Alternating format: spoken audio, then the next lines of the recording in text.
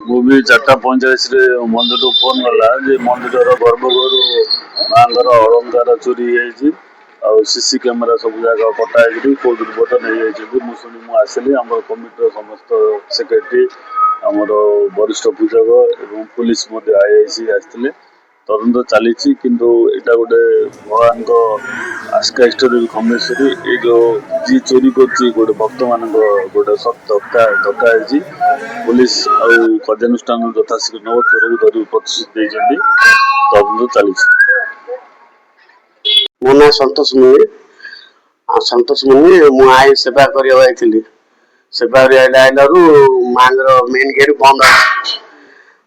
ଭିତରୁ ଆଇଲା ମାଙ୍କ କବାଟ ଖୋଲା ଅଛି। ତାପରେ ତାଲା ଭଙ୍ଗା ହେଇଛି, ନାଇଲି ଲିଭା ହେଇଛି।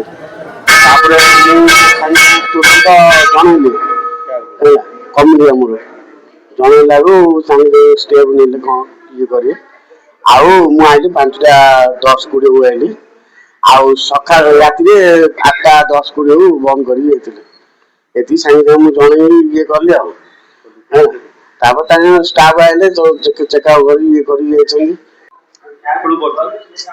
ମୋ ଛବର ମିଶ୍ର ଆଇନଜୀବୀ ଆସ୍କା। ମୋ ମାଙ୍କର ଜଣେ ପରମ ଭକ୍ତ। ମୁଁ ପ୍ରତିଦିନ ସକାଳୁ ଆସି ମାଙ୍କର ଦର୍ଶନ କରେ। ଆଜି ସକାଳୁ ମୁଁ ଆସିକି ମାଙ୍କର ଦର୍ଶନ କଲା ପରେ ମୁଁ ଶୁଣିଲି ମାଙ୍କର କିଛି ଅଳଙ୍କାର ଚୋରି ହେଇଛି। ଏ ଗୋଟେ ଶିବଙ୍କର ବିଷୟ ନୁହେଁ। ଆଉ ଯିଏ ଚୋରି କରିଛି ତାକୁ ପୁଲିସ ତୁରନ୍ତ ତଦନ୍ତ କରି ଆରେଷ୍ଟ କରୁ ଆଉ ତା ବିରୁଦ୍ଧରେ ଦୃଢ କାର୍ଯ୍ୟାନୁଷ୍ଠାନ ଗ୍ରହଣ କରାଯାଉ।